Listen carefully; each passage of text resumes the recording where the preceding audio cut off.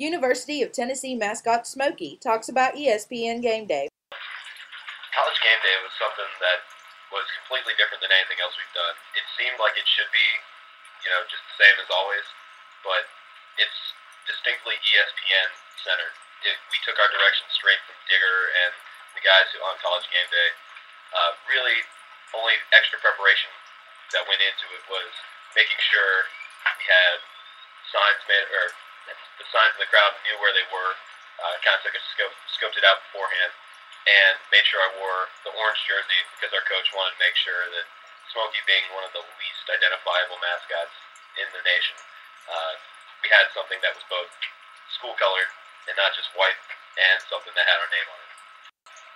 Being able to lead a crowd like that was something I was built for, not just because of my personality. I am an outgoing person, but as soon as I figured that I could have the anonymity of being in a suit and do whatever I wanted within reason, that it was just something I really knew I could excel at, and it was kind of my calling. It is extremely hot. At one of the first football games this year, it got to the point where I lost 15 pounds of water weight in one weekend. The Sunday after that game, I sat in my bed and drank Gatorade all day, nothing else. It gets 30 to 50 degrees hotter on a hot day inside the suit than it does outside. So if you can imagine the UAB game this past year, it was high 90s, mid 90s, and inside it felt like an oven. You just have the sun beating down on the head, and nothing breathes. There's no fans. There's no ventilation other than the seam where the head doesn't attach to the fur. Anything that's held in Thompson Bowling is a lot more conducive to interacting with people rather than at the football games, where basically stay in that corner, interact with the front two rows of fans, and then if something great happens, run around, get put up on the table, and then run through the end zone, which is great, but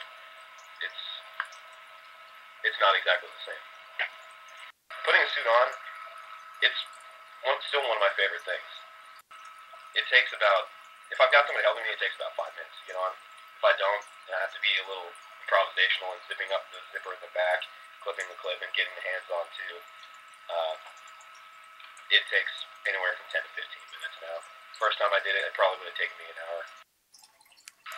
Only instruction we really get from our coach is, don't do that next time, do that next time, do more of that, superior job, or we're going to have to check on that. We're not sure if we can do that because of marketing stuff. But it's really more just guidance. There's not really any instruction. It's very much so up to us. Smokey's just a laid-back kind of guy, and not to sound almost chauvinistic, but ladies love Smokey. Anything that, I know if I laugh, I'm probably going to get a laugh from people. So you can imagine some of the things I do. My face inside the suit is totally ridiculous because of the reaction I'm getting. Or when people say, "Hey, Smokey, pose for a picture," I still make the face. I still have to make a goofy face because it all pulls from that.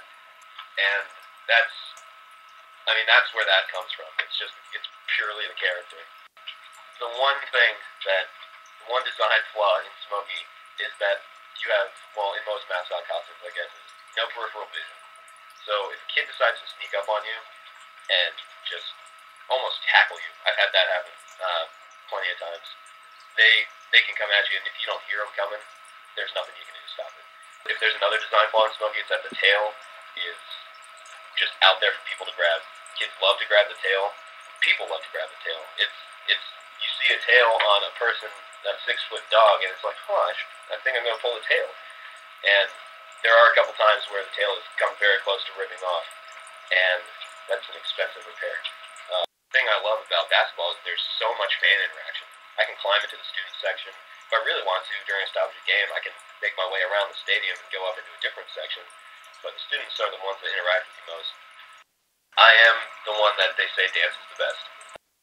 I love to dance in general, and that is probably the one thing I bring in the dance. Between dancing and interaction, I probably dance better than any of the other ones.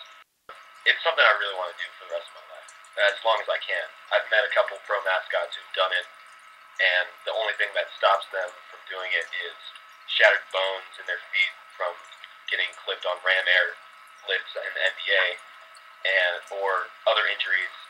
Some pro mascots get injuries as bad as total knee tears. One of the guys up in Cleveland, he's had numerous surgeries on his knees, but even so, it's a lot more like professional sports than a lot of people think. There's a lot of danger that goes into it, but even despite that, just knowing how I feel when I get in that suit, it to do it professionally would be totally worth it.